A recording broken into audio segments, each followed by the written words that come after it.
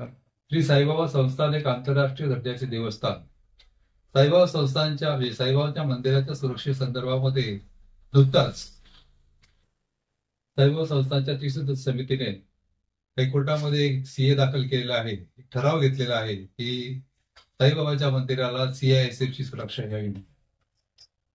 27 ऑगस्टला मी साईबाबांच्या मंदिरामध्ये दर्शनासाठी सकाळी गेलो असता मंदिरात बाबांच्या मूर्ती शेजारी असलेल्या विभाग प्रमुखाची मंदिर प्रमुखाची जी खुर्ची आहे त्या ठिकाणी एक महिला भक्त उभी होती. मंदिर प्रमुख खुर्चीवर बसलेले होते. ती महिला तिथं आल्यानंतर मंदिर प्रमुखांनी ड्रॉवर उघडलं. त्या महिलेने आपल्या पर्समधनं काहीतरी वस्तू काढली किंवा पैसे काढले, ते त्या ड्रॉवर मध्ये टाकले आणि त्या मंदिर प्रमुखांनी ड्रॉवर बंद केला. अशी ही कृती मी बघितल्यानंतर मी साईबाबा संस्थानला पत्र दिलं की मंदिर प्रमुखाच्या कार्यालयामध्ये कुणालाही जाण्यास परवानगी नाही, कुठल्याही भक्ताला जाण्याची परवानगी नाही.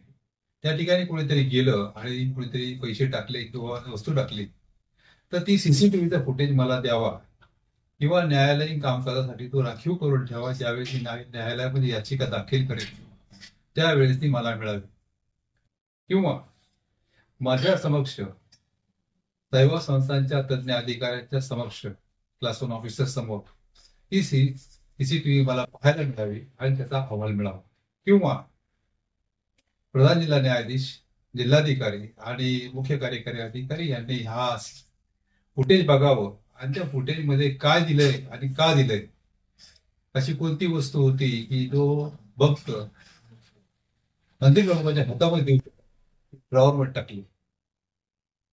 विकल्पाने ह्या दोन्ही गोष्टी करता येत नसतील तर ही अँटी करप्शनला हे सादर करावं असाही मी त्या पत्रामध्ये उल्लेख केला.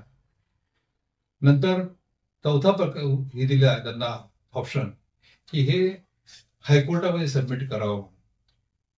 गेली 20-25 दिवस झाले साईबाबा संस्थान ह्या संदर्भामध्ये कुठल्याही प्रकारची कारवाई करत नाही, त्याची चौकशी करत नाही, मलाही कुठलाही त्या प्रकारचा ते खुलासा करत नाही की मी जे बघितलं ते खोटं आहे का किंवा तसं काही टाकलंच नाही किंवा असं काही घडलंच नाही. कदाचित माझा आभासही असू शकतो, परंतु साईबाबा संस्थान याला कुठल्याही प्रकारचं उत्तर देत नाही.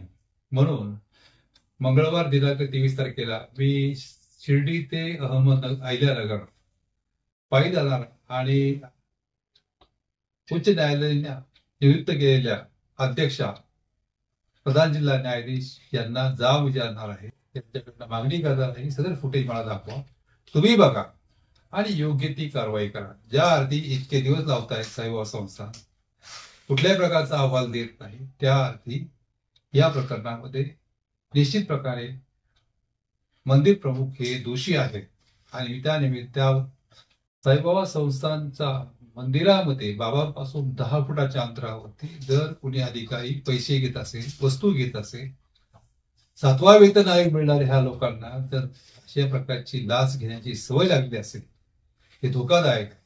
किंबहुना मी असं म्हणेल की अनोळखी माणसाला मंदिर प्रमुखाच्या रूम मध्ये जाण्याचा कुठल्याही प्रकारचा अधिकार नाही, कारण मंदिर प्रमुखाने फक्त मंदिराचं ऍडमिनिस्ट्रेशन सांभाळायचं, प्रशासन सांभाळायचंय, त्याचा आणि भक्तांचा कुठल्याही प्रकारचा अर्थार्थी संबंध नाही. केलेले कृत्य हे भ्रष्टाचाराला धरून आहे, त्याच्यावर कारवाई व्हायला पाहिजे. जोपर्यंत कारवाई होत नाही, मला दाखवत नाही, दूध का दूध पालिका पाणी करत नाही, तोपर्यंत मी माझा लढा चालू ठेवणार.